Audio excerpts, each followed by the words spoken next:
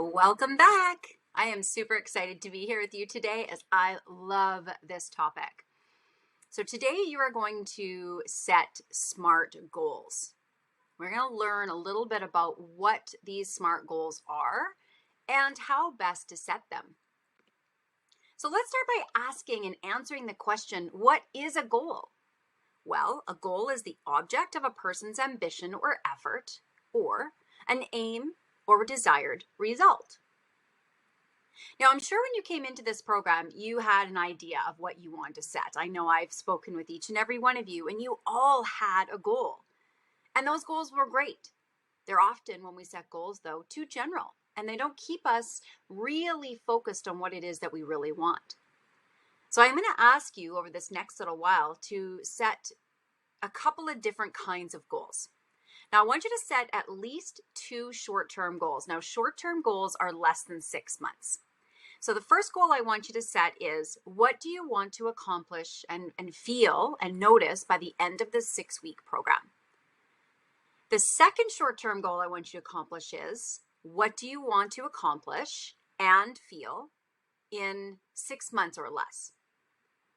Then really set one long-term goal. Where do you want to see yourself, or how do you want to feel past 6 months and up to 12 months? This is going to give you some short-term milestones to work forward on, as well as one long-term goal to really set your sights on. Now, if you look to the left of the screen, you'll notice a wheel, and this wheel is the dimensions of wellness. You will notice that there are many different dimensions of wellness, meaning these are goals that you want to set for every area of your life. So let's start with the very top one. So emotions. How do you want to feel every day emotionally? Next one would be occupational. What do you want to do for your work? What is going to inspire you to do your work? Next one is intellectual.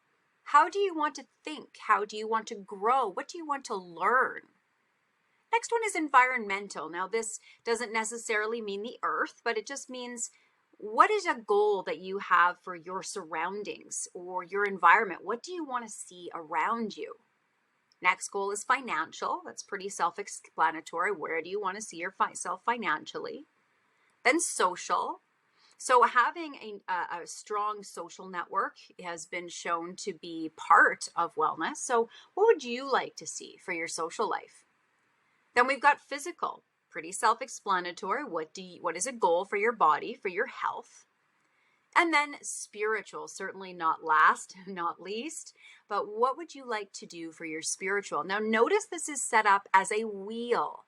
And I had a psychologist who's also a good friend of mine explain it to me this way. Think of this as the spokes on a bike, and you are only as strong as each one of those spokes. So essentially, you are only as strong as your weakest link. And I thought that was extremely powerful, because here I was rocking the physical. Really, I was rocking the physical, rocking the intellectual, occupational, but there was a couple of things. Spiritual at the time was lacking. At the time, I was in pretty much financial ruins. Luckily, I've been able to get that back. My surroundings weren't that great. I wasn't living in a place that I really wanted to be in. So he said, the reason why you're still, not really happy with where you're at or feeling really great is because you're still got those weak links.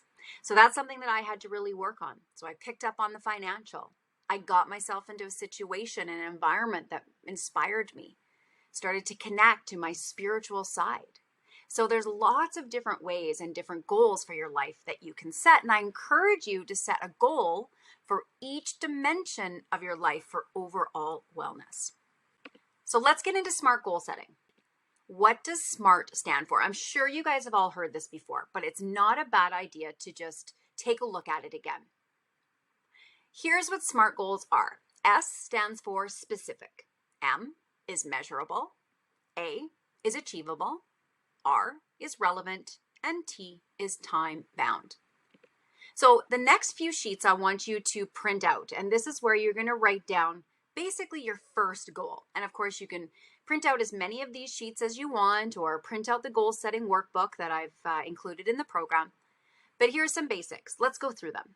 So specific. Basically, to be specific, you want to write your goal in an extremely clear statement that clarifies exactly what you accomplish and how. So let's say I was to read this.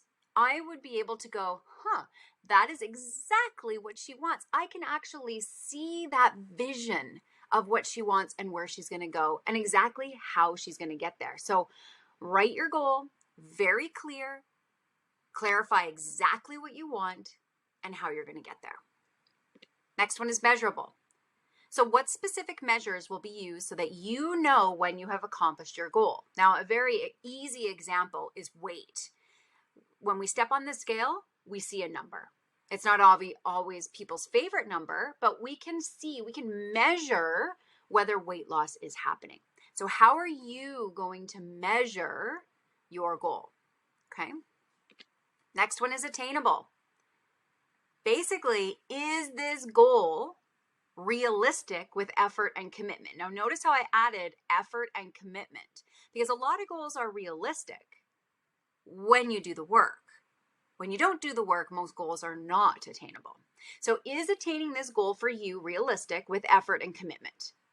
And do you have the resources to achieve this goal? That could be, do I have the support, right? Do you have, what you need? So for example, if you're wanting to work out 3 times a week, do you have a fitness program that you are focusing on? Do you have the running shoes that you might need? Do you have the equipment that you might need to do the weight training? That sort of thing. And if you don't have those resources at this point, how will you get them? So some of my clients, what I love when I set them on brand new fitness programs, and I've got so many different fitness programs that I love to put people on depending on their goals, sometimes it takes equipment. Now, some people might have a cycling goal. Well, you need a bike or an indoor spin bike. Some people might have a strength goal. Well, you need some resistance loops, maybe some hand weights, maybe a bench, that sort of stuff. Okay, so is your goal attainable or realistic? Next one is relevant. That's the R. Now, relevant means why is your goal important to you? So this is your why.